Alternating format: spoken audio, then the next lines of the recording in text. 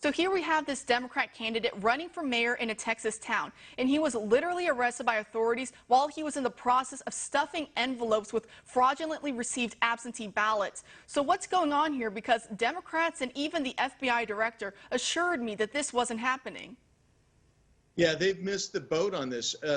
There's widespread abuse and fraud in these elections, and this one is particularly volatile because we think that the Democrats are really going to try and steal this. So you get this mayor there, and don't forget, in order to get some of these ballots, he falsified other identification as well. So this guy has done everything he possibly could to get these fraudulent ballots and try to win that and steal the election. And don't forget, you brought it up, the ballot harvesting. You're all over that story, and that's where we're going to see it, and that's our biggest concern in Arizona, and it's real. And there are things we can do, and we have to do those things if we're going to protect our election integrity.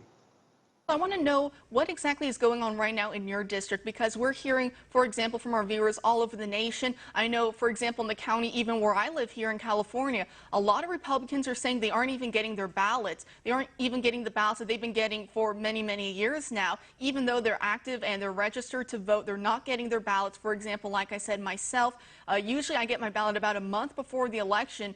And, you know, we're getting down to the wire here, and it's not happening. I'm seeing a lot of other people in my area, Republicans mostly, saying this exact same thing. So what's going on in your neck of the woods, for example, and what can your office do to help ensure that people get their ballots and are able to vote safely? So we're seeing exactly what you've described. Some people aren't getting their ballots. Others are getting ballots that they shouldn't get. I know I get ballots at my house every 2 years that we shouldn't get, and we turn them back in. But also, this is important to know, they've opened up early balloting centers here, and those are, when they pick up those ballots, they're supposed to have 2 people there to carry them. That way nobody can, swipe them. They're supposed to be from opposite parties. And we're seeing situations where one individual showing up, taking back all the ballots that have been cast in that location that day, and there'll be hundreds, and they're going by themselves. They're storing these ballots overnight in these remote locations, claiming that they're secured, but they're not supposed to be stored there. They're supposed to be stored at the secure location of the elections department. So we're seeing all of that take place.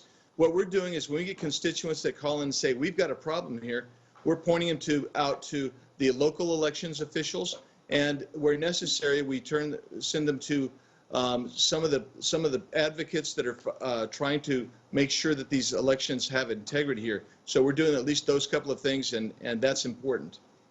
We know that House Democrats, for these past couple months, they've kind of ramped up the anxiety and the fear, and so we see a lot of state and local election officials. They've been pumping out the ballots. They've been going to expand mail-in voting, for example, in a lot of these states. And the point of all this was supposed to be that the American people would be too afraid to vote in person because of coronavirus. And of course, they keep using coronavirus to get everything that they want otherwise outside of the pandemic. And it's funny how it just seems to work that way. What a coincidence. But however, for last month, we saw Virginia, early voting started, long lines throughout the state. Today we're seeing in Georgia, early voting started, long lines throughout the state. It seems like what Democrats were saying isn't exactly lining up with reality. People are on the ground. They want to see their ballot be returned. They want to see their vote cast in person to make sure it counts.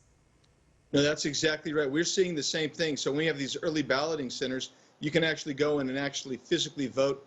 There are people coming in, they're standing in lines, and we haven't seen any mass outbreak of coronavirus due to people standing in these lines to vote. It's just a scare tactic. And similarly, they're also saying that the U.S. Postal Service is not going to be able to process your ballot and get it back on time. So the good news about Arizona is we've been doing this long enough that you can actually track your ballot. And that's what we encourage our constituents to do. Let's get it in a way that you can track your ballot and you can find out where it is, who's got it. Because while the Democrats are trying to scare people out of not voting, we want people to vote. We know that every vote counts. And I'm a big believer that if you get every vote out, my opinion is, quite frankly, the good guys win. And I think I'm on the team of the good guys.